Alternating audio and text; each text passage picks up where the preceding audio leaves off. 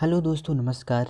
आइए आज हम सीखते हैं घन, घनाभ, प्रिज्म, पिरामिड के बेसिक स्ट्रक्चर क्या होते हैं और उसमें क्या समानताएं, क्या भिन्नताएं हैं। घन क्या होता है?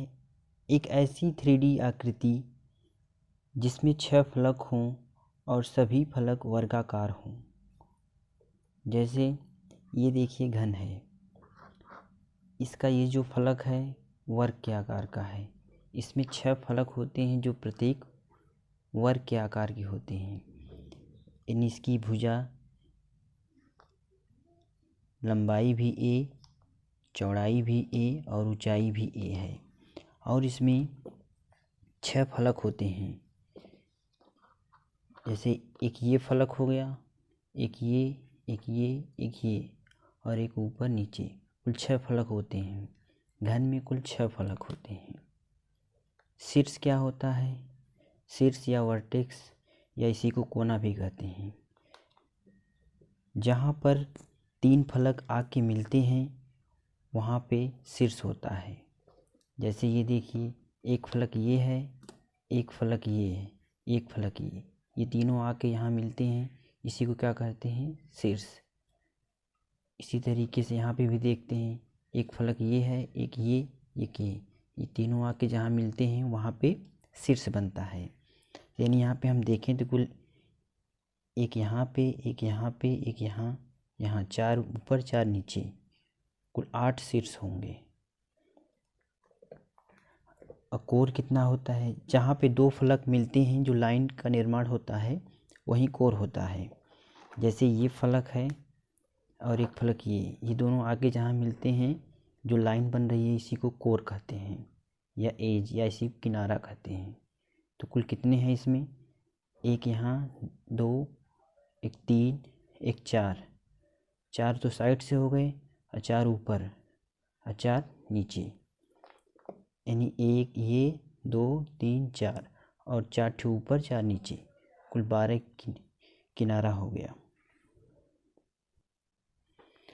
पार्श्व पृष्ठ या लेटरल सरफेस एरिया क्या होता है? साइड से जो सरफेस हैं इन सब के एरिया को जोड़ लेते हैं, वही क्या है? लेटरल सरफेस है। जैसे ये हमारा एक घन है तो इसके साइड वाली जो सरफेस हैं इन सब के योग को लेटरल सरफेस पृष्ठ कहते हैं, व पार्श्व पृष्ठ कहते हैं। इसका क्षेत्रफल एक का हो जाएगा a²। इसी तरीके से 4 है तो इसके लेटरल सरफेस एरिया 4a²। क्षेत्रफल, पूरा क्षेत्रफल या संपूर्ण क्षेत्रफल ऊपर नीचे और लेटरल को भी मिला देंगे तो क्या हो जाएगा? संपूर्ण क्षेत्रफल या क्षेत्रफल। इसमें कितने सरफेस हैं? 6। तो एरिया कितनी हो जाएगी? 6a²। एक का a² होता है, 6 है तो टोटल मिला देंगे क्षेत्रफल 6a²। आयतन क्या हो जाएगा? a³। इसका विकर्ण क्या हो जाएगा? a√3। इसका विकर्ण ये होता है। आइए घनाभ के बारे में जानते हैं। घनाभ भी एक 3D फिगर है जिसमें 6 फलक होते हैं। घनाभ में एक 6 फलक होते हैं। जैसे देखिए, ये एक घनाभ के आकार का डब्बा है जिसमें 6 फलक हैं, एक ऊपर, एक नीचे, एक साइड से, 4 साइड से हो गए। 6 क्या हो गए इसमें? फलक। और मैंने बताया शीर्ष क्या होता है? जहाँ पे 3 फलक आके मिलते हैं वहाँ पे शीर्ष का निर्माण होता है। जैसे एक फलक ये है, एक फलक ये, एक ये जहाँ पे आके मिल रहा है वहीं क्या है? शीर्ष। तो इसमें कितने शीर्ष हो जाएंगे? एक यहाँ, एक यहाँ, एक यहाँ, एक यहाँ, उसी तरीके से 4 नीचे, कुल 8 शीर्ष हो जाएंगे। कोर क्या होता है?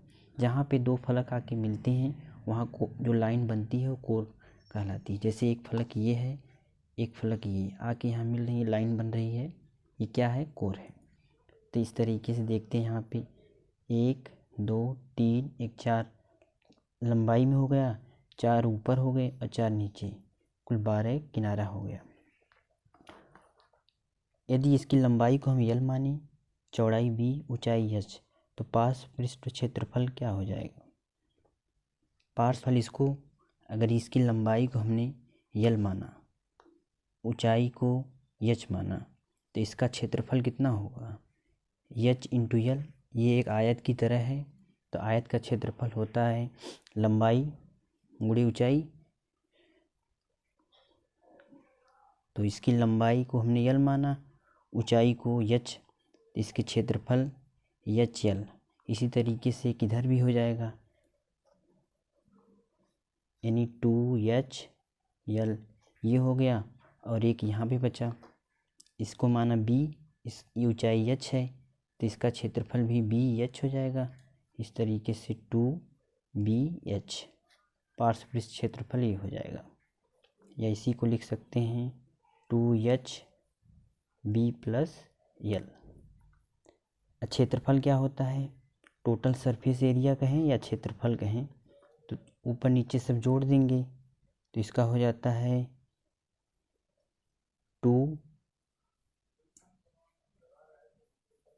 2LB BH HL, इसका एरिया हो गया। आयतन क्या होगा, LBH लंबाई गुणी चौड़ाई गुणी ऊंचाई। विकर्ण क्या हो जाएगा, √L² B² H²। आइए प्रिज्म के बारे में जानते हैं। प्रिज्म क्या है, वह ठोस जिसका ऊपरी और निचली सतह पर एक जैसे होते हैं और उसके फलक आयताकार होते हैं, प्रिज्म कहलाते हैं। जैसे देखिए यहाँ पे ये प्रिज्म है, इसका निचली सतह त्रिभुजाकार है, ऊपरी सतह भी त्रिभुजाकार है, और साइड से जो फलक हैं इसके आयताकार हैं। तो ये क्या है, एक तरह से प्रिज्म है, वर्गाकार है, ऊपर भी वर्गाकार, और साइड से जो फलक हैं इसके ये क्या है, आयताकार है। ये भी एक प्रिज्म है जो कि वर्गाकार प्रिज्म है। ये प्रिज्म क्या है, त्रिभुजाकार प्रिज्म है। यहाँ पे देखते हैं तो इसी तरीके से प्रिज्म कई प्रकार के होते हैं। वो त्रिभुजाकार हो सकता है, वर्गाकार हो सकता है, आयताकार हो सकता है, या अन्य कोई भी प्रिज्म हो सकता है। प्रिज्म वही होगा जिसकी ऊपरी और निचली सतह क्या हो, एक जैसी हो, और साइड से आयताकार हो, वही प्रिज्म होता है। तो इस त्रिभुजाकार प्रिज्म में देखते हैं तो इसमें कुल कितने फलक हैं, 1 2 3, एक ऊपर एक नीचे, कुल 5 फलक हैं त्रिभुजाकार में। वर्गाकार में देखते हैं तो एक फलक नीचे एक ऊपर, 4 साइड से हो जाएंगे। हमारा जो घन है ये भी एक तरीके से क्या है, प्रिज्म ही है, जिसमें कितने फलक हैं, 6 फलक, एक नीचे एक ऊपर, 4 साइड से। घनाभ भी एक क्या है, प्रिज्म ही है। जैसे एक इसमें भी कितने फलक हैं, 6 फलक हैं। ये देखिए त्रिभुजाकार प्रिज्म में देखते हैं शीर्ष क्या होता है, जहाँ पे 3 फलक आके मिलते हैं वहाँ शीर्ष का निर्माण होता है। जैसे एक शीर्ष, एक फलक ये, एक फलक ये, एक ये, तीनों फलक आके यहाँ पे मिल रहे हैं तो शीर्ष का निर्माण। तो यहाँ पे त्रिभुजाकार प्रिज्म में 1 2 3, 3 ऊपर 3 नीचे, कुल 6 शीर्ष होते हैं त्रिभुजाकार में। इसी तरीके से वर्गाकार में अगर देखें तो इसमें भी 4 ऊपर हो जाएंगे, 4 नीचे, कुल 8 शीर्ष होते हैं। त्रिभुजाकार प्रिज्म में मान लीजिए देखते हैं कि कोर क्या है। इस त्रिभुजाकार प्रिज्म में कोर कितने होते हैं, कोर क्या होता है, जहाँ 2 सरफेस आके मिलती हैं जो लाइन बनती है वही कोर होता है। तो एक सरफेस ये, एक सरफेस ये, यहाँ पे लाइन बन रही है, एक कोर ये, एक यहाँ पे, एक यहाँ पे, 3 ऐसे हो गए, 3 इधर 3 इधर, कुल कितने हो गए त्रिभुजाकार में 9। इसी तरीके से अगर वर्गाकार प्रिज्म है तो उसमें कितने कोर होंगे, एक ये, 4 ऐसे हो गए, 4 इधर 4 इधर, कुल मिला कितने हो गए, 12 कोर हो गए वर्गाकार में। इस बात का ध्यान रखिए यदि हमसे प्रिज्म में, त्रिभुजाकार प्रिज्म में अगर फलक शीर्ष कोर पूछा जाए तो इसकी आकृति हमें ध्यान में रखना चाहिए कि ये त्रिभुजाकार प्रिज्म है, ट्रायंगुलर प्रिज्म, ये स्क्वायर प्रिज्म, इसी तरीके से रेक्टेंगुलर प्रिज्म भी होता है। अगर हमें इस फिगर को याद है तो फलक शीर्ष कोण लिख सकते हैं। या इसका फार्मूला भी होता है। फार्मूला क्या होता है फलक का? फलक प्रिज्म में जो फलक होता है वो क्या होता है? आधार की भुजा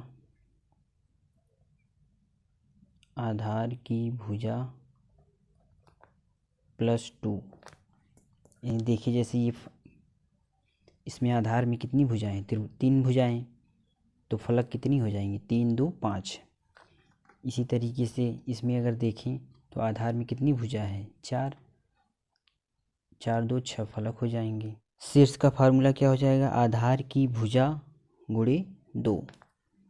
तो इसमें देखिए आधार की भुजा कितनी है? 3 गुणे 2 6 क्या हो गए इसमें? शीर्ष। इसमें आधार की भुजा कितनी है? 1 2 3 4 4 दूनी 8 8 शीर्ष हो गए। इसी तरीके से यदि हमसे कोण पूछा जाए तो आधार की, इसका फार्मूला होता है आधार की भुजा गुणे 3। जैसे देखिए इसमें आधार की भुजा 3 है, गुणे 3 9 इसमें कोण हो गए। इसमें भी अगर देखें तो आधार की भुजा 4 गुणे 3 12 इसमें क्या हो गए? कोण। प्रिज्म में यदि हमसे पार्श्व पृष्ठ क्षेत्रफल पूछा जाए तो कैसे निकालेंगे? पार्श्व पृष्ठ क्षेत्रफल क्या होता है? Lateral surface area. जैसे ये तीनों अगर जोड़ लेंगे तो ये पार्श्व पृष्ठ क्षेत्रफल हो जाएगा। अगर त्रिभुजाकार प्रिज्म है इसी तरीके से इसका भी पार्श्व पृष्ठ क्षेत्रफल, इन चारों को जोड़ लेंगे वहीं पार्श्व पृष्ठ क्षेत्रफल। तो इसका फार्मूला क्या होता है? आधार का परिमाप गुणे ऊंचाई। आधार का परिमाप निकाल लेते हैं। त्रिभुज है तो 3 गुणे भुजा परिमाप हो जाएगी गुणे ऊंचाई। चतुर्भुज है, वर्ग है तो वर्ग का परिमाप 4 गुणे भुजा गुणे ऊंचाई। अगर संपूर्ण क्षेत्रफल की बात करें, संपूर्ण पृष्ठ क्षेत्रफल, तो लेटरल सरफेस एरिया में आधार के क्षेत्रफल, दोनों आधार का क्षेत्रफल और ऊपर का क्षेत्रफल जोड़ देंगे वहीं संपूर्ण पृष्ठ क्षेत्रफल हो जाएगा। ये देखें पार्श्व पृष्ठ क्षेत्रफल प्लस दोनों सिरों का क्षेत्रफल। आयतन की बात करें तो क्या हो जाएगा? आयतन आधार का क्षेत्रफल गुणे ऊंचाई। आधार का क्षेत्रफल गुणे ऊंचाई। आइए पिरामिड के बारे में जानते हैं। पिरामिड क्या होता है? समतल फलकों से घिरी हुई वह 3D आकृति जिसका एक फलक त्रिभुज, चतुर्भुज अथवा बहुभुज हो तथा अन्य सभी फलक त्रिभुज होते हैं जो आधार से बाहर एक सर्वनिष्ठ बिंदु पर मिलते हैं। कहने का मतलब ये हुआ कि एक फलक इसका चतुर्भुज हो या त्रिभुज हो या कोई भी बहुभुज हो, लेकिन जो इसके साइड वाली फलक हैं वो हमेशा त्रिभुज होंगी। जैसे ये देखते हैं तो इसका फलक आधार जो है वर्गाकार है और इसके जो साइड से फलक हैं वो त्रिभुजाकार हैं।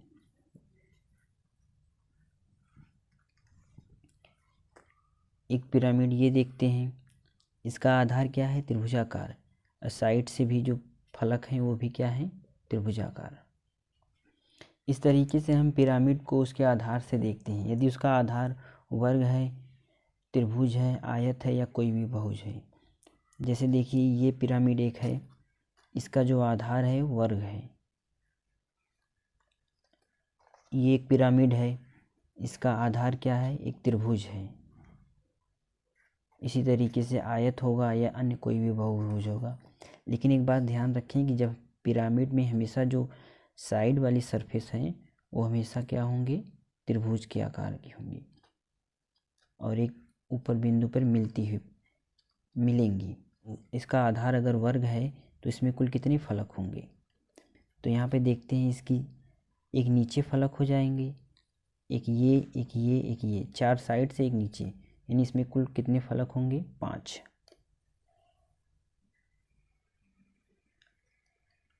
अब देखते हैं अगर त्रिभुज है तो एक नीचे फलक हो जाएगा, एक नीचे एक 3 साइड से, एक नीचे, 4 फलक हो जाएंगे।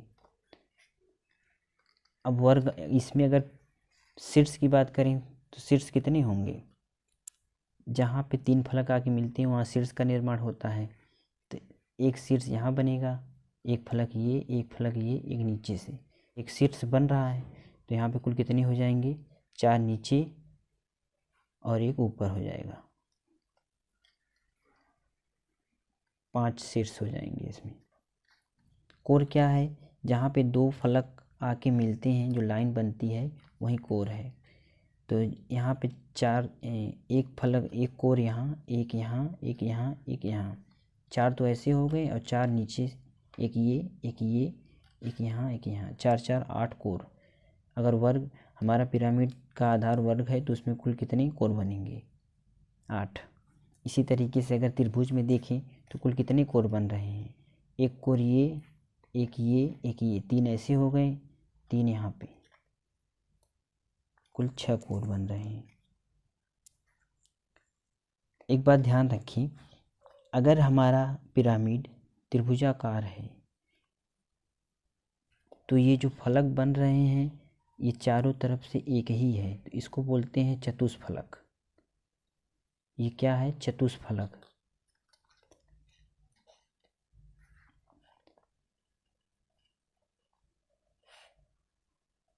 चतुष्फलक। यदि इनकी जो कोर की लंबाई है वो सब समान हो जाए तो उसको बोलते हैं समचतुष्फलक।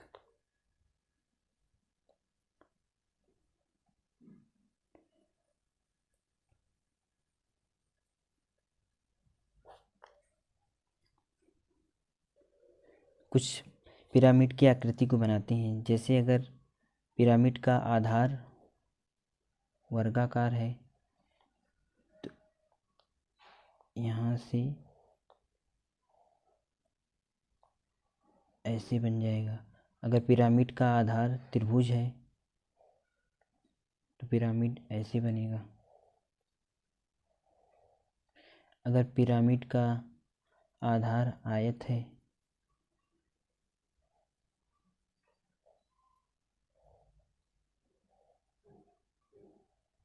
पिरामिड ऐसे बनेगा।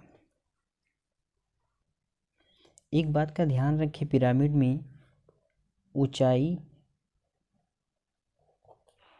और तिर्यक ऊंचाई में अंतर होता है। ऊंचाई और तिर्यक ऊंचाई में अंतर होता है। ऊंचाई क्या है? इसके मध्य बिंदु से इसकी ऊंचाई, ये ऊंचाई है। और तिर्यक ऊंचाई क्या है? त्रिभुज के शीर्ष से आधार की भुजा के मध्य बिंदु को मिलाने वाली रेखा को क्या कहते हैं? तिर्यक ऊंचाई। और जो इस पे लंब ऐसे डालेंगे ये क्या है? ऊंचाई। पिरामिड की पार्श्व पृष्ठ का क्षेत्रफल क्या होगा? तो इसका फार्मूला होता है 1/2 आधार का परिमाप गुणे तिर्यक ऊंचाई। और संपूर्ण पृष्ठ क्षेत्रफल क्या होता है? पार्श्व